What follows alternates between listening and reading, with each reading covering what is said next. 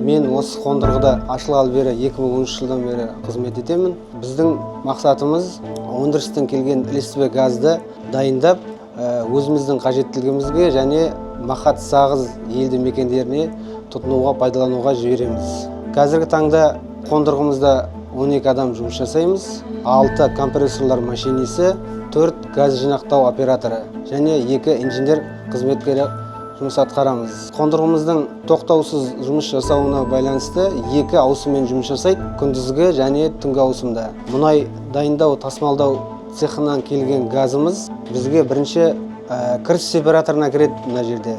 Кіріс сепараторына кіріп, сол жерден газдың бойындағы механикалық қоспалар және газдың бойындағы судан тазаланады. Әрмен қарай газ компрессорға барады. Сол жерден газымыз 11 килограмм жарымға дейін қысымға көтеріліп, гликолевый абсорберге барады.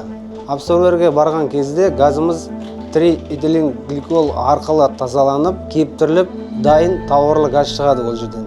Дайын газ әрмен қарай адоризация бөлігіне барады. Ол жерден газдың иісін сезу үшін адорант қосылады. Адорант қосылып, дайын газ әрмен қарай құбыр арқылы тұтынушыларға уже жіберіледі.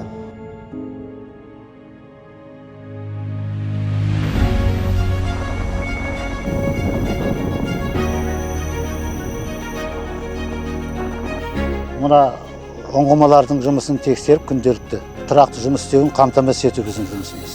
Оның сәнегі бар, жаңа айтып жатқан моторлар бар, нелер бар, бәрінде бір поломка, ремень, сәлнек бәрін осындай таза тұруына, несін айдауына бәрін қарап, соның пробасын алып, сынамасына лабораторияға жібереміз. Соның несін күнделікті қарап тұру біздің міндетіміз.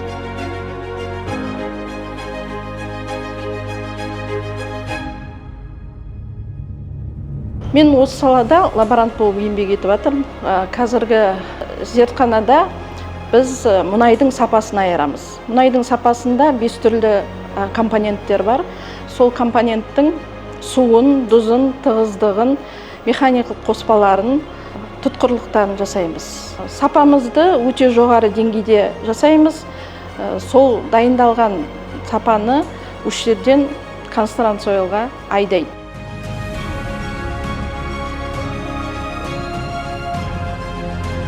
Қазанды қарап, бұл сегізінші қазан өзіміз суға жағымыз.